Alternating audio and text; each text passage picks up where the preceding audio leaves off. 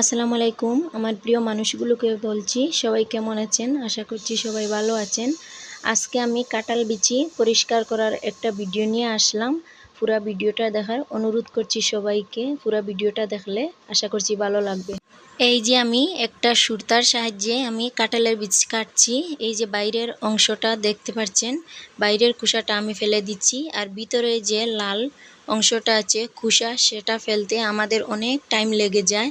আজকে আমি ভিডিওতে দেখাবো অনেক সহজে কম সময়ের ভিতরে আমি পরিষ্কার করে দেখাবো, কোনো কিছু ছাড়া। অনেক ভিডিওতে দেখেছি, আপুদের ভিডিওতে লেবুর রস তারপর বেকিং পাউডার দিয়ে ওরা পরিষ্কার করে। আমি কিছু এসব ছাড়া আমি পরিষ্কার করে দেখাবো। আমি যেভাবে কাঁঠালের বিচি পরিষ্কার করি সেভাবে পরিষ্কার করে আপনাদেরকে দেখাবো। খুব কম সময়ের ভিতরে আমি পরিষ্কার করে থাকি।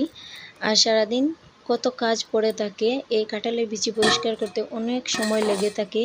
এই যে দেখতে পাচ্ছেন আমার সামনে যতটা কাঁঠালের বিচি, ততটা কাঁঠালের বিচি পরিষ্কার করতে প্রায় 1 ঘন্টা সময় লেগে থাকে। আর আমি যে 1 মিনিটে পরিষ্কার করে ফেলি। ভিডিওটা না টেনে সম্পূর্ণ দেখবেন, না হলে বুঝতে পারবেন না। আর বুঝে যদি যান, ভিডিওটা না টেনে দেখেন, তাহলে সারা জীবন কাজে লাগবে। কাঁঠাল বিচি কেটে কুটে ভিজিয়ে রেখেছি 1 ঘন্টার জন্য।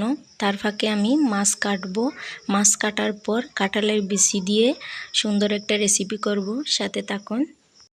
এখন আমি মাছ কাটবো। মাছ কাটার পর আমি কাঁঠালের বিচি দিয়ে সুন্দর একটা রেসিপি করব।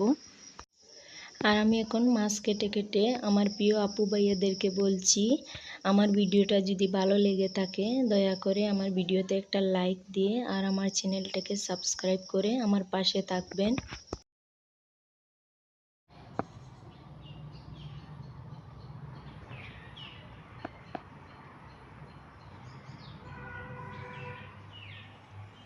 এখন আমি পুকুর পাড়ে আসলাম।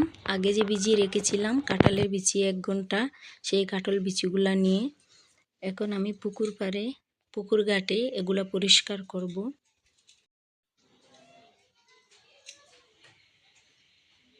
এই যে দেখতে পাচ্ছেন অনেক দিন আগের পুরনো একটা পাকা, এখানে আমরা সব সময় কাপড় কুচে থাকি। এখানে আমি বিচিগুলো রেখে ঘষে ঘষে পরিষ্কার করব। আমার এক হাতে মোবাইল আর অন্য হাত দিয়ে আমি কাঁঠালের বিচিগুলো পরিষ্কার করছি। 2 হাত দিয়ে পরিষ্কার করলে এক ঘষাতেও পরিষ্কার হয়ে যায়। দেখো কিভাবে লাল কুসাটা উঠে যাচ্ছে খুব সুন্দরভাবে।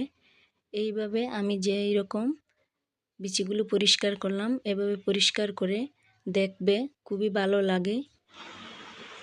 এখন আমি গোছানো শেষ করে আমি একটা কড়ানির সাহায্যে আমি পুকুরে এইভাবে বেশে বেশে লাল কুসাগুলো সরিয়ে দিলাম।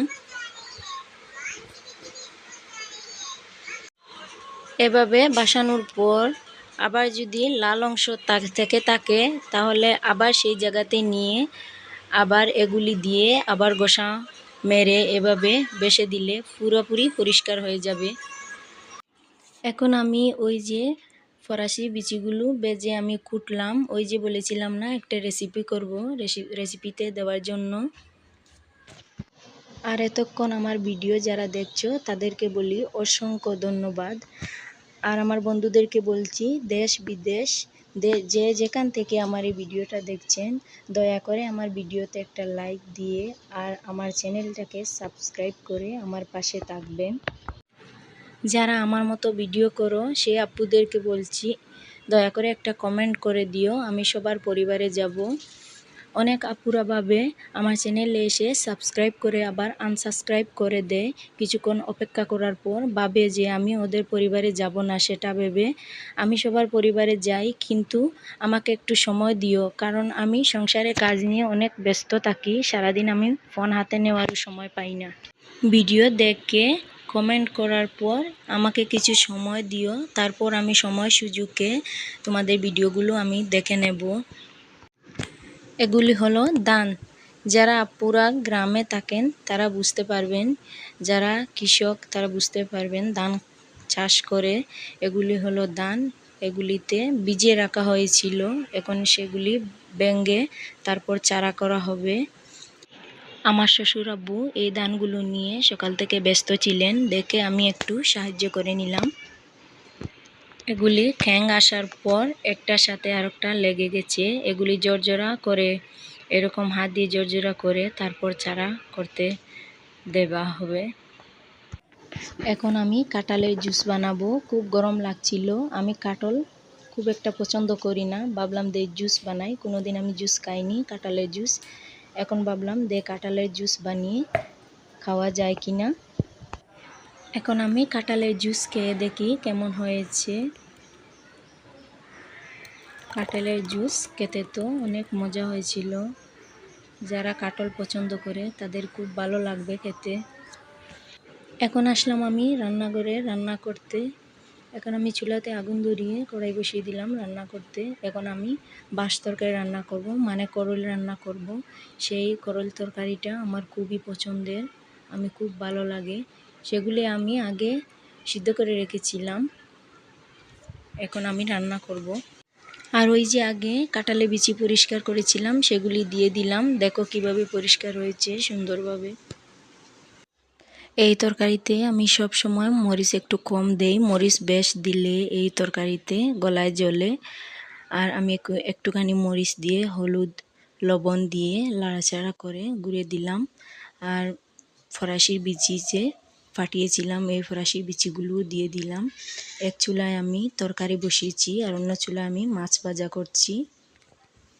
একসাথে দুই চুলাতে রান্না করলে সময় কম লাগে আর তাড়াতাড়ি রান্নাও হয়ে যায়, দুইটা রান্না একসাথে করা যায়। এই যে দেখতে পাচ্ছেন আমি এক চুলাতে তরকারি বসিয়েছি আর অন্য চুলাতে মাছ ভাজা করছি। মাছগুলো যেহেতু তরকারিতে দেব সেজন্য অন্য চুলাতে আমি মাছগুলো ভাজা করে নিচ্ছি।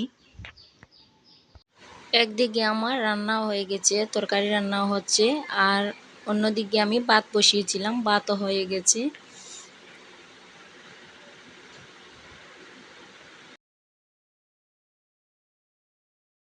আমার তরকারিটা রান্না হয়ে গেছে। এই তরকারিটা রান্না করতে অনেক সময় লেগে থাকে, আমি প্রায় 2 ঘন্টার মতো রান্না করেছিলাম।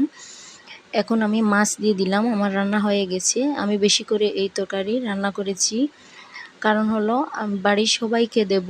ওরা যখন রান্না করে এই তরকারিটা আমাকে দেয়, আমি যখন রান্না করি ওদেরকে দিয়ে থাকি, সেজন্য আর কি বেশি রান্না করলাম। রান্না বান্না শেষ করে আমি ভাত খেতে বসলাম। দুপুরে সকালে আমি ভাত খাইনি, এখন আমি দুপুরে খেয়েছিলাম ভাত। আমি একা বসেছি ভাত খেতে, সবাই খেয়ে নিয়েছে, আমি কাজে ব্যস্ত ছিলাম, খেতে পারিনি। আর আমার ভিডিওটা যারা দেখছো তাদেরকে জানাই অসংখ্য ধন্যবাদ। আর প্লিজ আমার চ্যানেলটাকে সাবস্ক্রাইব করে আমার পাশে থাকবেন। আজকের ভিডিওটা এই পর্যন্ত, দেখা হবে পরবর্তী কোনো ভিডিওতে।